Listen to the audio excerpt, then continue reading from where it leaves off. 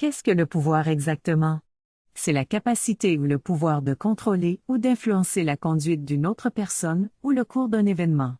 Lorsque vous allez au travail, par exemple, votre patron a un certain contrôle sur vous.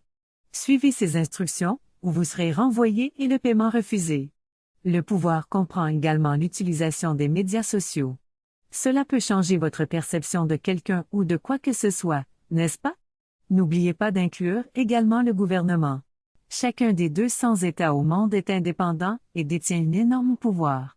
Cependant, il lui arrive d'être grandement influencé par les organisations internationales. Ces œils fixent des règlements que l'État se trouve obligé de respecter. Il est également très touché par la société civile, notamment les lobbies et les médias, concernant certaines lois ou décisions prises. Le pouvoir des États. Tous les États sont autonomes à la gestion de son territoire, son régime politique et sa population selon leurs propres intérêts et les valeurs.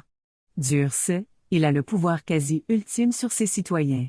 Les États ont adopté 9 systèmes politiques différents pour pouvoir gérer leur pouvoir. La démocratie, au Canada par exemple, compte 3 fonctions, législative, exécutive et judiciaire pour permettre de concentrer le pouvoir dans les mains d'un groupe au lieu d'une seule personne.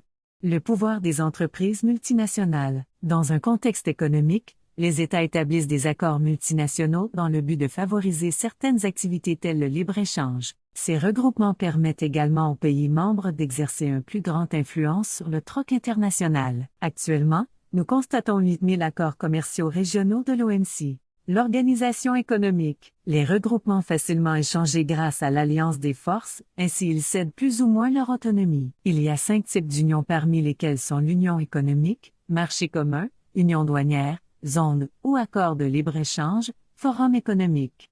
Un type d'échange de produits est sur la marchandise culturelle. Celle-ci a eu des répercussions néfastes car certaines cultures deviennent plus dominantes. Certains États convoitent contre l'uniformisation des cultures et tentent de mettre en place de protéger les industries culturelles. Pouvoir des organisations internationales. Les organisations internationales sont fondées sous le but lucratif pour maintenir la paix et la sécurité, protéger les droits de l'homme et promouvoir le développement durable. Leur grande influence a un pouvoir sur l'État et le pousse à modifier ses lois, mesures ou même valeurs dans certains cas. L'ONU est la plus grande organisation puisqu'elle compte le monde entier. Tous les pays membres sont d'accord sur la paix et la sécurité avant tout. D'autres micro-organisations viennent mettre leurs mains sur le pouvoir de l'État, comme les institutions judiciaires et économiques. Sur ce, avoir du pouvoir est très associé à être autoritaire et prendre des décisions, mais aussi à avoir la possibilité de le droit de ou la permission de faire ou entamer quoi que ce soit.